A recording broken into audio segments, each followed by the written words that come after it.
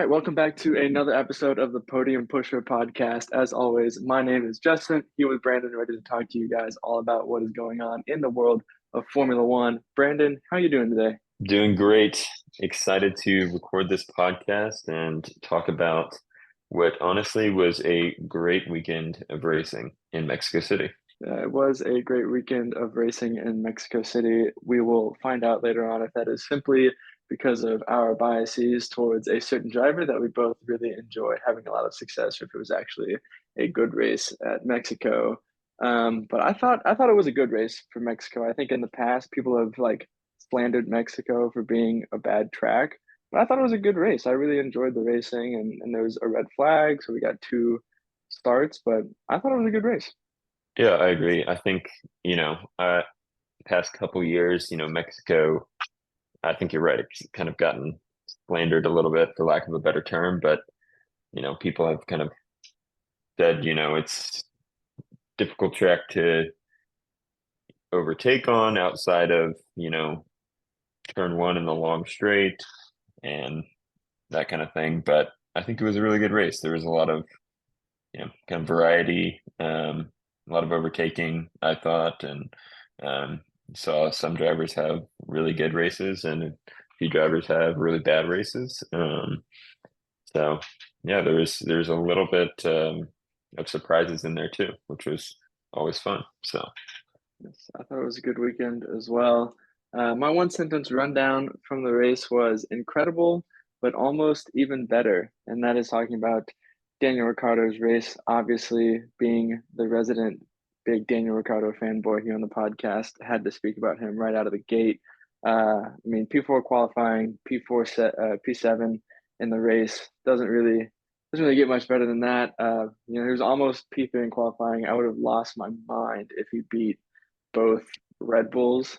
And part of me like wishes AlphaTauri had used Yuki like in Q3 as well. I feel like Yuki, if he completed a lap, could have gotten through to Q3. And now that the tire rule's not in effect, there wasn't a reason for him not to. But I understand it, didn't want to waste his components more than they had to and just have him playing the team game. But I mean, P7 in the race, like for me to be sitting here and saying like he could have gotten more, but he almost got George on the last lap. And then had there not been that red flag, he would have for sure been P6, maybe even P5. I don't know if Lando would have caught him or not. I think he probably would have, but I can wish P5 in my heart because that sounds incredible.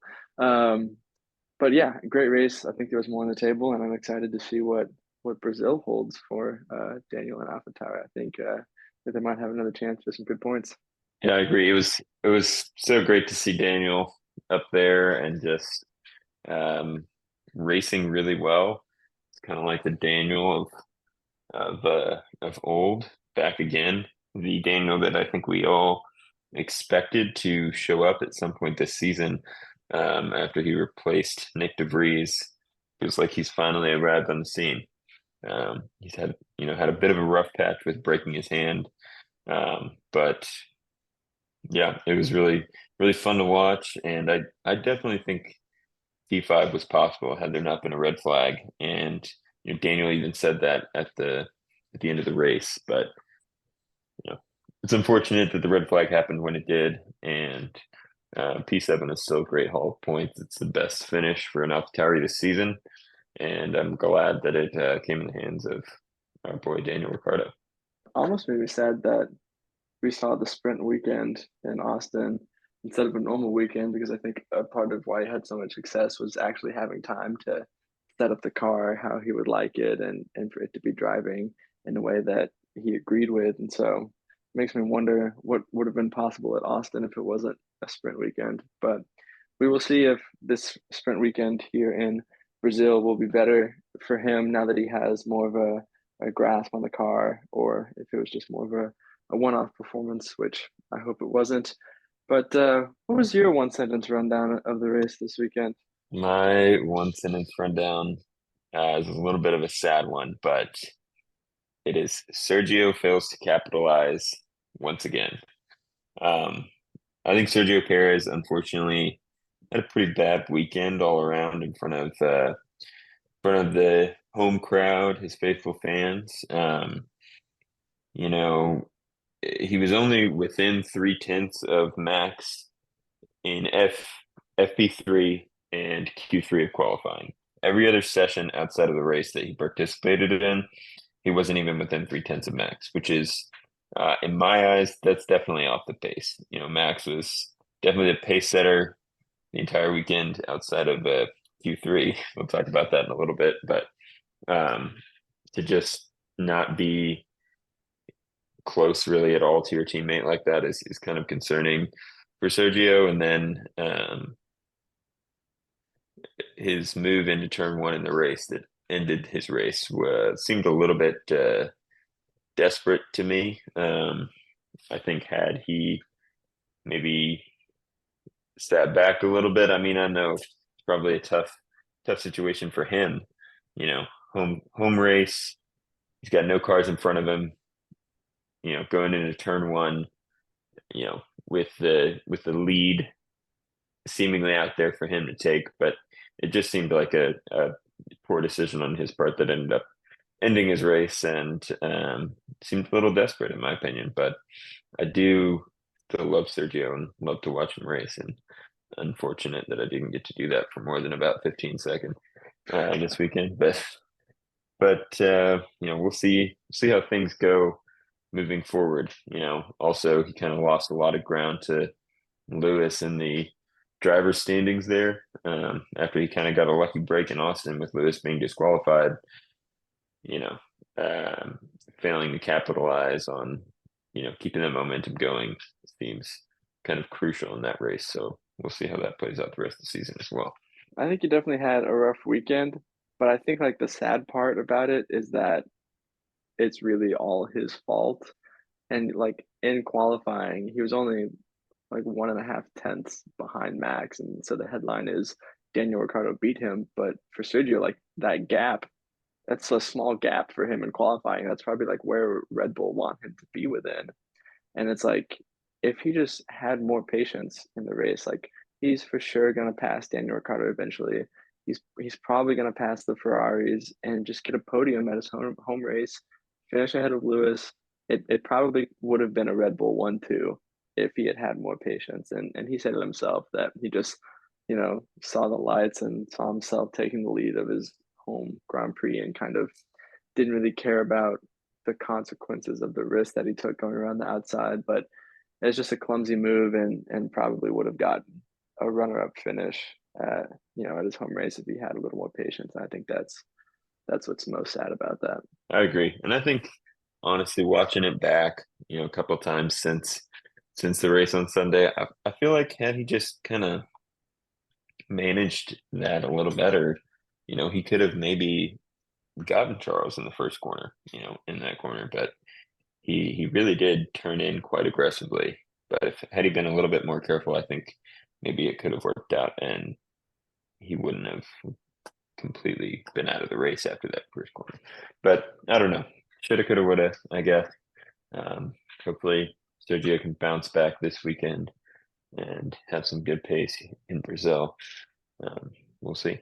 We will see indeed. But you mentioned this a little bit talking about your one sentence rundown, how this was really the chance for Sergio to capitalize and continue to build his gap on Lewis for P2. Instead, the gap shrinks now to 20 points, I believe, 19, 20 points. Is that what I it think is? that's Somewhere right. around that, I Yeah. think. Which is not a lot, especially if Sergio continues to not finish races or finish at the bottom of the points, and Lewis continues on this strong run of form that he is on. We also know how much Lewis loves Brazil and has had success there, and it's a sprint weekend, which means there's even more points on the board for Lewis to potentially make up on Sergio. Um, and so Lewis Hamilton really looking like he's creeping up on second place. I said a little while ago that I think that he's going to take second place after the Austin disqualification. I was like, oh well, there goes that. Now I think it might be back on, which would be even more crazy if it happens because he would have gotten second place in what wasn't the second fastest car all year without being classified for all the races, which would be crazy. It's true. Yeah. I don't know. It's kind of looking like the momentum is definitely swinging back into Lewis's court, and like you said, he has had a lot of success in Brazil, and it's a track that I think he really enjoys racing at, and yeah, we'll see what happens. But I think that it's definitely possible for him to get P2 in the Drivers' Championship, which would be kind of crazy for Checo to just completely lose that, like you know he did or will, maybe we'll see. But yeah, it's going to be a wild finish to the season for P2 in the driver's standings, and can't wait to see what happens. So. It's really interesting to go back and like see what Sergio's biggest gap to Lewis was over the year and see how big of a lead he blew if he ends up not getting it. That would be really interesting. But if you had to say yes or no right now, who like Lewis is going to overtake him? What do you think? Who's finishing second in the championship right now? Right now, in this moment, I'm gonna have to go Lewis. I think Yeah, I think he will. I mean, Lewis is a seven-time world champion, and his racecraft shows that.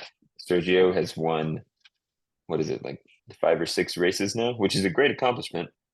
Not bashing that at all, but Lewis has won 100 more yeah, than Sergio has. yeah. And I think Lewis's patience and his racecraft is gonna be what propels him to overtake Sergio. Part of me thinks like Sergio is just going to get more and more desperate as we finish out the year to like have a good performance and rebound.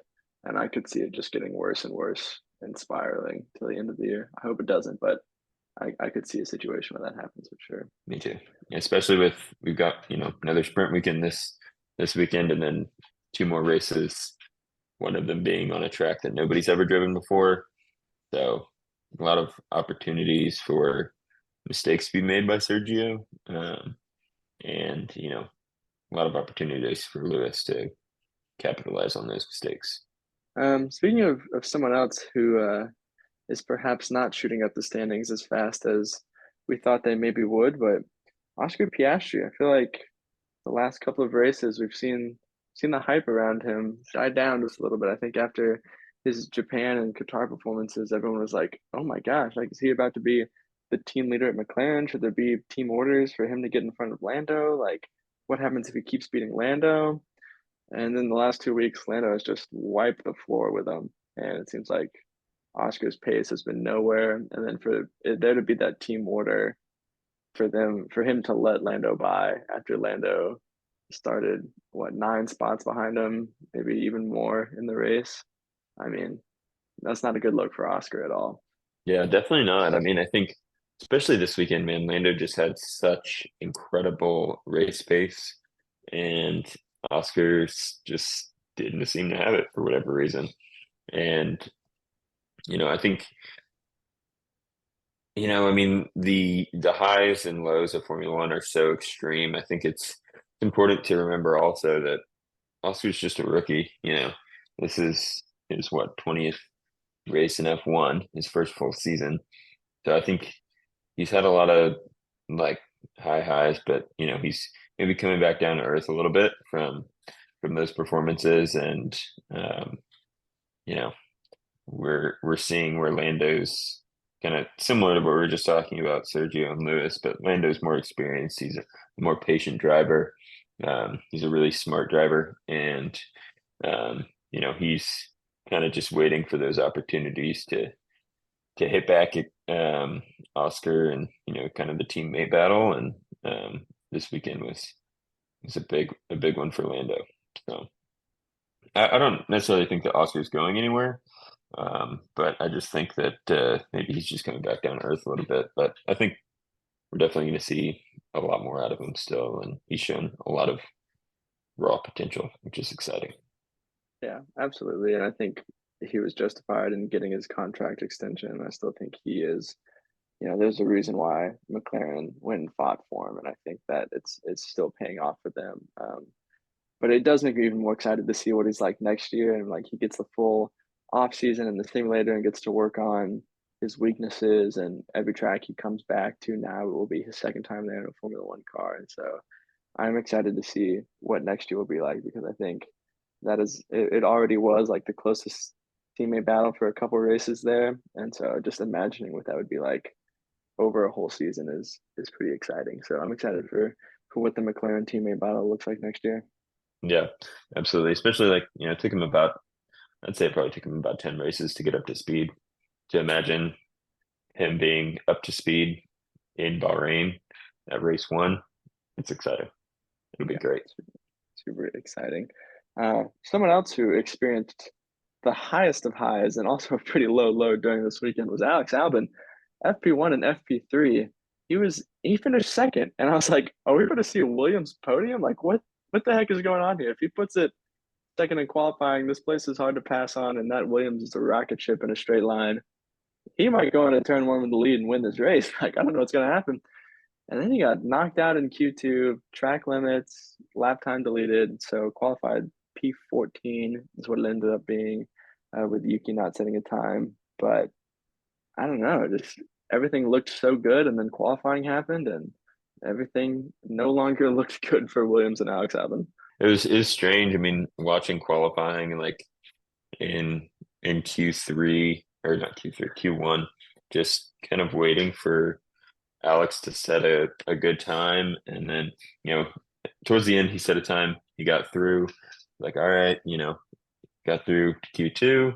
And then in Q2, just kind of waiting for him to put a good lap together. And then, with the track limits, he got deleted. But still, it's just kind of expecting more out of him and out of Williams with the pace that they showed in the all three practice sessions, really. But it's unfortunate because I think there was definitely more on the table for Alex and Williams. But he still fought back and got some points during the race. So gotta give him props for that. He would not have gotten points had it not been for Sergio and Yuki deciding to take themselves out of the race at turn one, two separate It's true. occasions. But hey, you got to be there to pick up the points on table. You can't fault him for finishing the race and being in P9, and you couldn't expect him to slow down and drop out of the points because he didn't deserve it. So, Yeah. he put himself in a position to get points, and those 2 points could be very valuable for them, especially if AlphaTauri continues to improve and score points. So even though it wasn't as good as I thought it could be, I still good job to Alex for getting those points.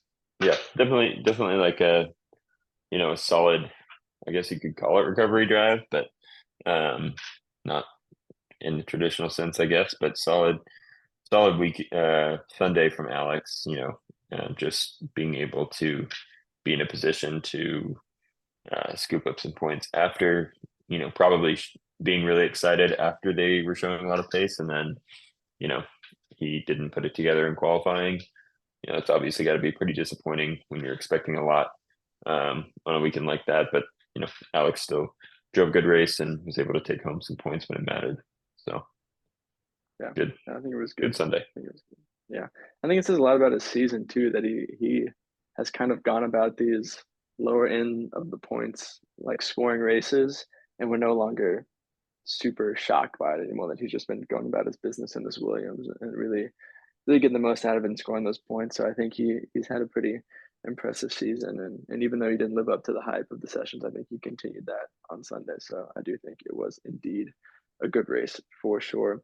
I'll tell you who didn't have a good race was Kevin Magnussen. Homie was sitting outside the points in his Haas as he usually does, went off and decided to just keep his foot in it and was absolutely bouncing up and down all off the track, going down the long straight. And then a lap later, he has a suspension failure, crashes, brings out a red flag.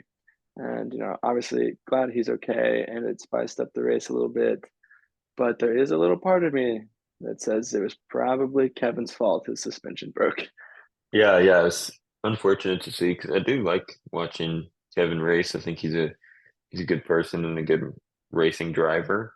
Um, but yeah, just unfortunate situation. Fortunate that it had to bring out a red flag. I think, as we discussed earlier, there was more on the table for some of the drivers had that not have happened.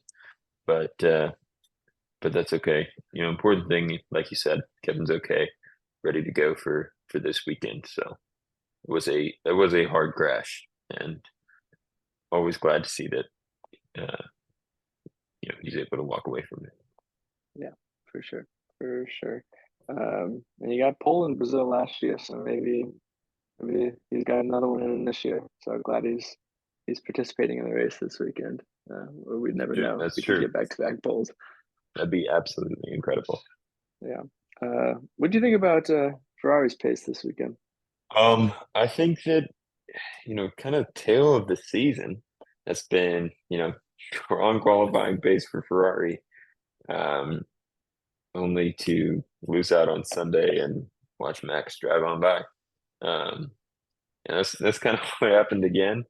But honestly, it was an incredible qualifying because of their performances in Q3. Um, you know, from Q2 to Q3, Charles found 8 tenths and Carlos found 1.1 seconds, which is just unheard of.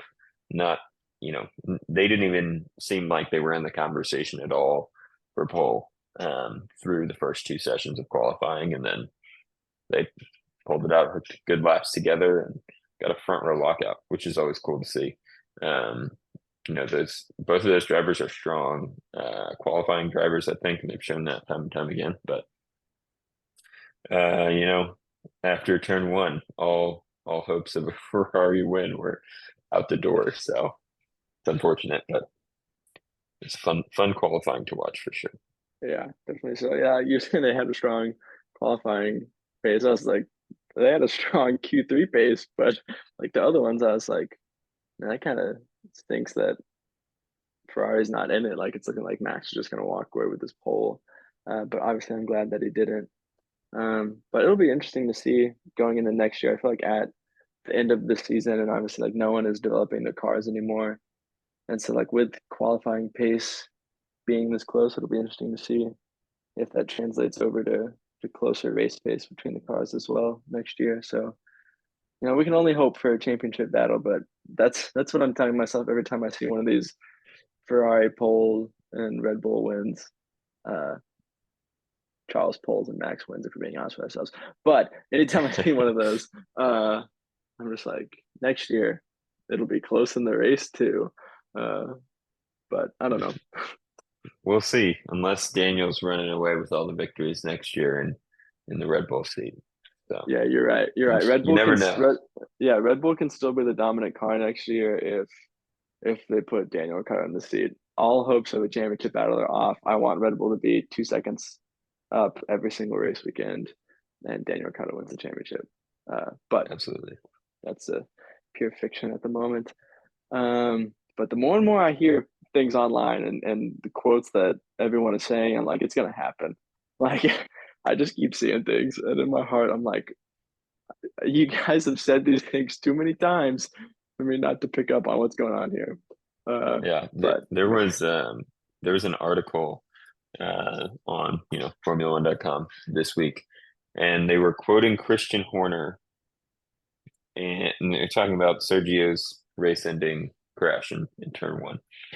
And the quote from Christian said something along the lines of, "You can't blame Sergio for his race-ending move." And I read that. Obviously, I clicked on the article and read it because, in my mind, that sounds absurd. Like we discussed earlier, I think there's many, many things Sergio could have done to avoid that. But, yeah, and I think Sergio is only to blame for that. And, that Christian saying that really for me is kind of that's the writing on the wall. It's like, well, can't blame Sergio, so we'll probably put somebody else in the seat. I don't know. To me, reading that article, I was like, there's no way Sergio is racing for Red Bull for very much longer. yeah. After Christian said that. Part of me felt like the full quote was, "You can't blame Sergio for his race-ending move because this was his last chance to win his home Grand Prix in a race with a car." Like that was the full There quote. you go. But Christian Horner didn't say the rest of it. He just said the first part, the PR version of it. But that was the full quote that he couldn't say. Right, right. Exactly. So yeah, I just think I don't know. Writing, I think it's gonna happen. There's the more they deny it, the more I'm like, It's gonna happen. It's gonna happen. So Yeah, yeah. It just makes sense. It just makes sense. But moving on to everyone's favorite section of our podcast, where there is never any disagreement about anything. Who was your podium pusher of the weekend? podium pusher of the weekend. It's gonna be Lando Norris for me. Um, he started P17, finished P5 in the race. Pretty incredible. Um, he was in the top 8 of every practice session. Qualifying was the outlier there. He finished last in qualifying, unfortunately. Um, but he had fantastic race pace. We talked about it a little bit earlier. I think he had a really smart race, really calculated race, and he was able to really deliver when McLaren needed him to.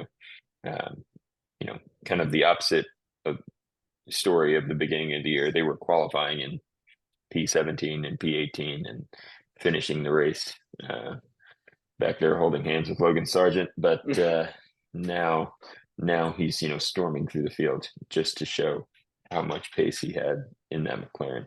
It was really fun to watch. And so with that, I'm going with Lando Norris as my podium pusher of the weekend. I'm gonna push back just a little bit, just to get your thoughts. Okay. All right. His qualifying mistake, it was his fault. His fault that he went back there. Like he was the one who didn't deliver when it was time to do the lap.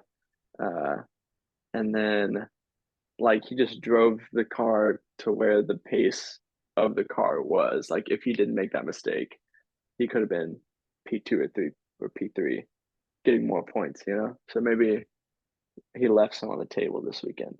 Yeah, I agree with that. I do think there was more to be had for Lando.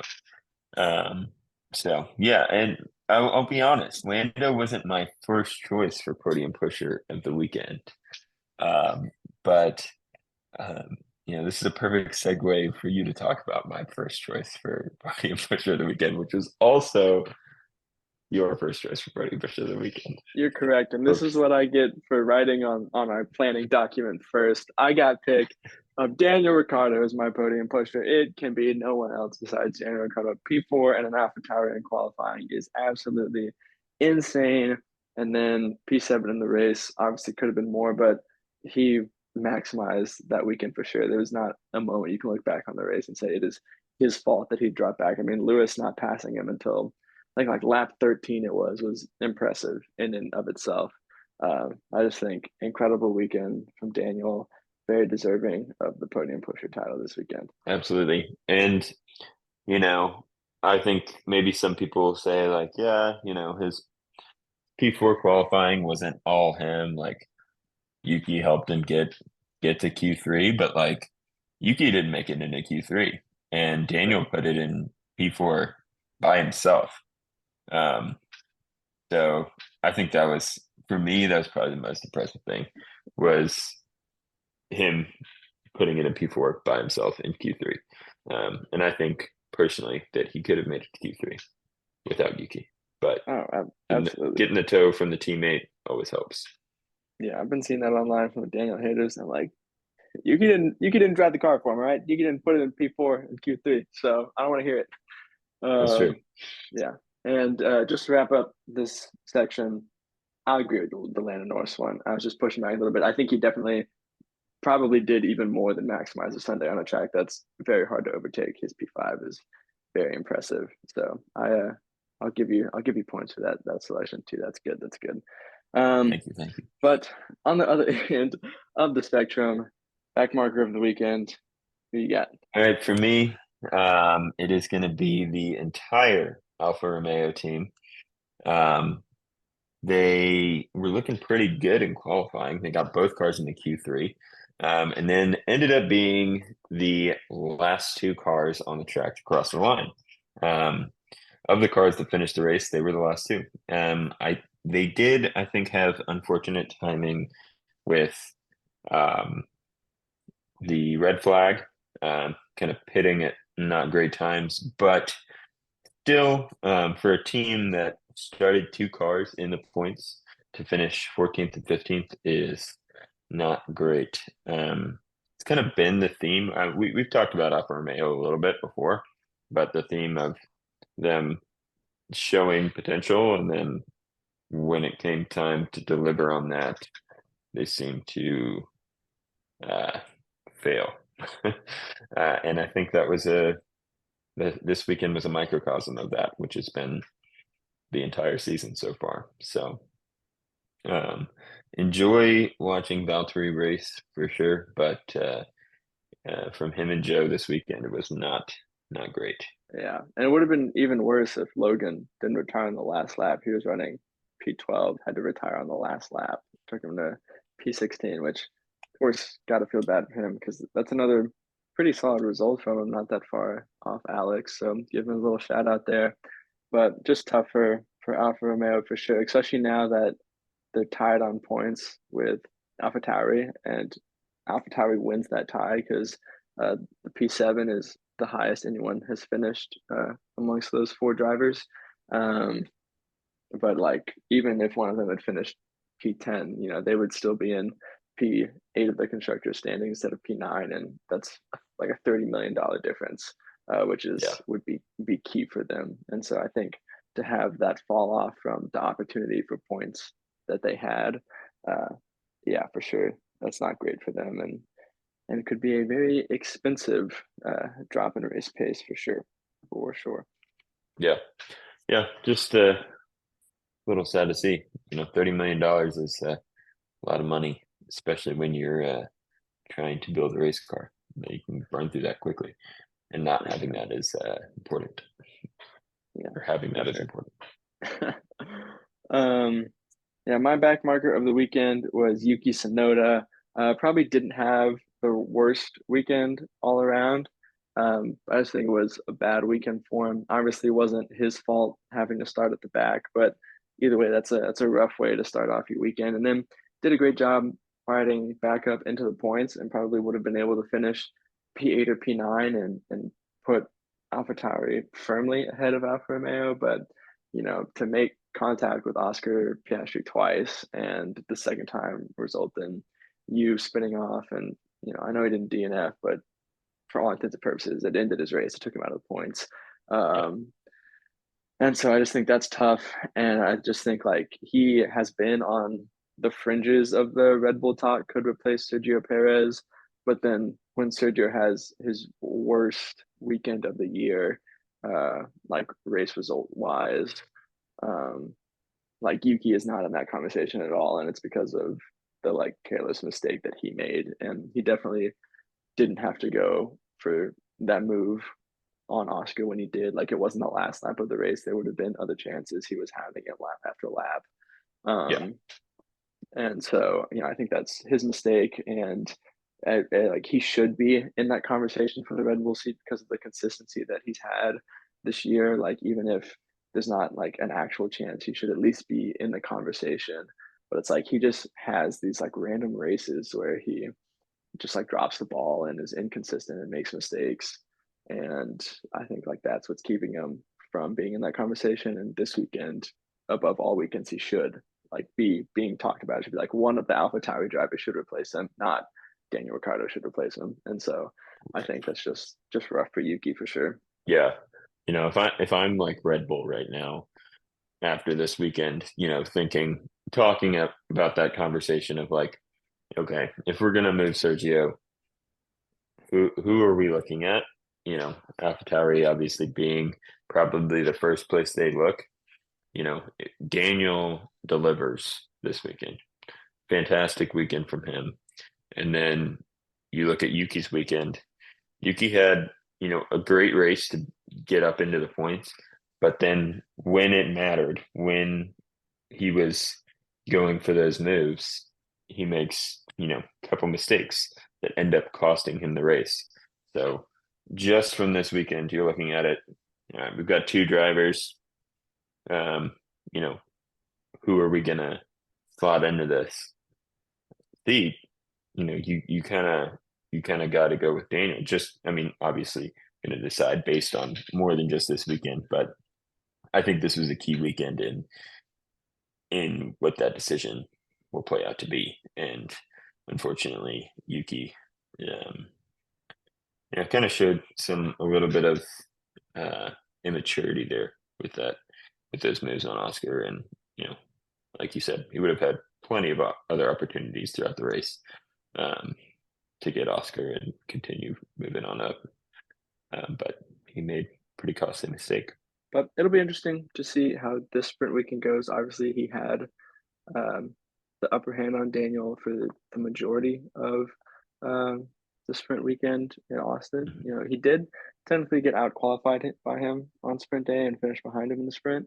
Um, but definitely had like the race pace that was better, and just knowing the car more and being more familiar with it like played into his hand in that week. So it'll be interesting to see how he rebounds here in Brazil. But if we're talking about Brazil, we got to make predictions.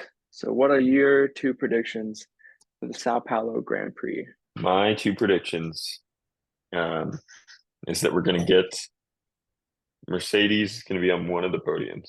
Mercedes, Lewis has a lot of success here. George has had success here in the past, obviously last year, taking up his first race win in the 2022 Sao Paulo Grand Prix.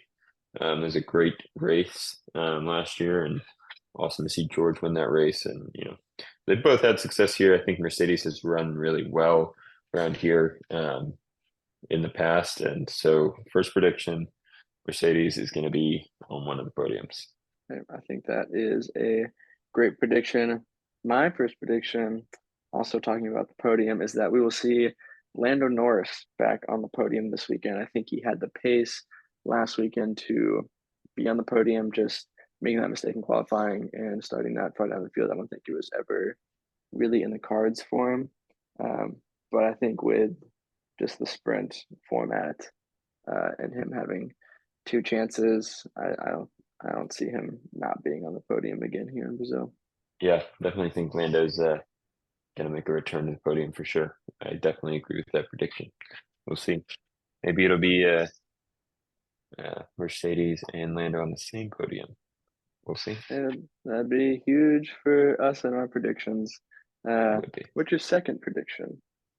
So my second prediction, also kind of tied to Lando a little bit, but definitely expecting McLaren to be kind of on the pace this weekend. And in their battle in the constructors' standings, as they're trying to keep Aston Martin below them, I think McLaren makes good ground, solidly kind of puts um, Aston Martin behind them for the rest of the season this weekend by scoring more than 25 points, or scoring 25 more points than Aston Martin does over the course of the entire weekend. Um, so kind of a bold prediction. 25 points is a lot, but I am expecting McLaren to do really well and Aston Martin to do really not well. So if that happens, then I think I'll be covered on that prediction, but we'll see. Yeah, I think it's a good prediction. Definitely pretty bold. Like that is the substantial sum of points, but there was that Fernando Alonso quote where he's saying like with these new upgrades, he doesn't feel like he can drive the car to the limit as well anymore, which I guess we saw like by his spin in qualifying here in Mexico. Uh, so like with Fernando not being like elite carrying that tractor up into the high points, I think it definitely has a possibility of coming true. But my second prediction, also talking about a constructor standing battle between AlphaTauri and Williams, I think AlphaTauri will score more points this weekend. I don't know if it'll be one driver, both drivers, sprint race. Give myself a lot of ground to cover there for that part of this. But I think they don't overtake Williams in the constructor standings. I think maybe Alex will score some points as well that will help keep Williams ahead of them. But I think that battle is going to really heat up for the last two races. AlphaTauri is going to score some more points and close that gap to him, but not overtake them. Yeah, I think that's a good prediction as well. I think both of those teams are showing kind of a lot of pace right now, a lot of promise. So expect them both to score, but I think, yeah, it's a solid prediction. I know. Now that I said that, AlphaTauri is going to like score points and overtake Williams by 1 point, and just because I said that, and I should have been more broad in my prediction, but that's okay. I'm sticking to it, and I believe in my predictions.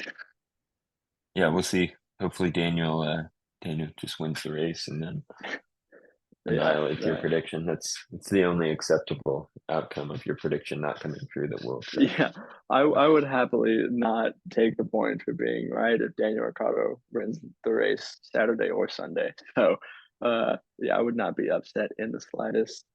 Um, but yeah, that's all we've got. Incredible podcast. Had so much fun getting to sit here and talk to you. Before we depart, do you have any parting podium thoughts for our lovely listeners? Man, parting podium thoughts.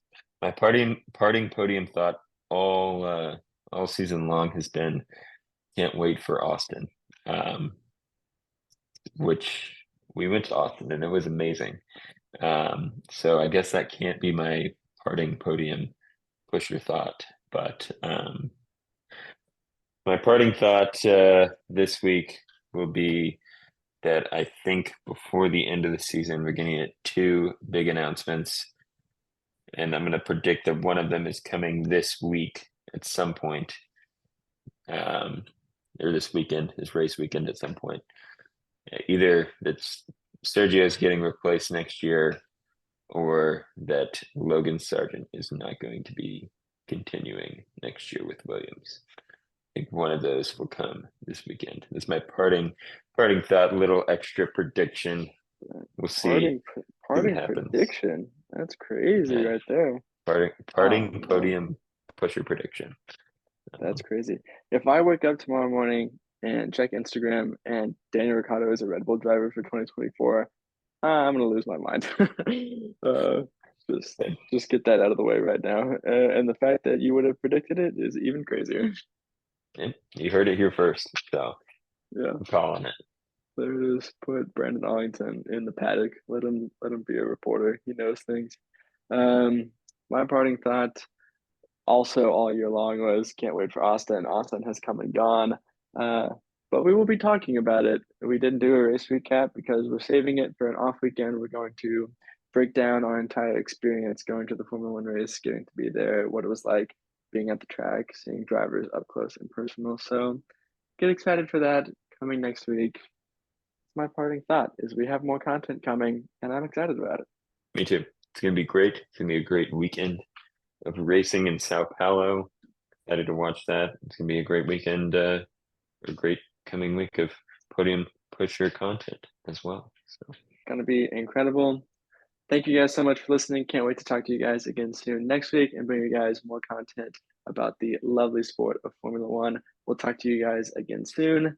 See ya. see ya.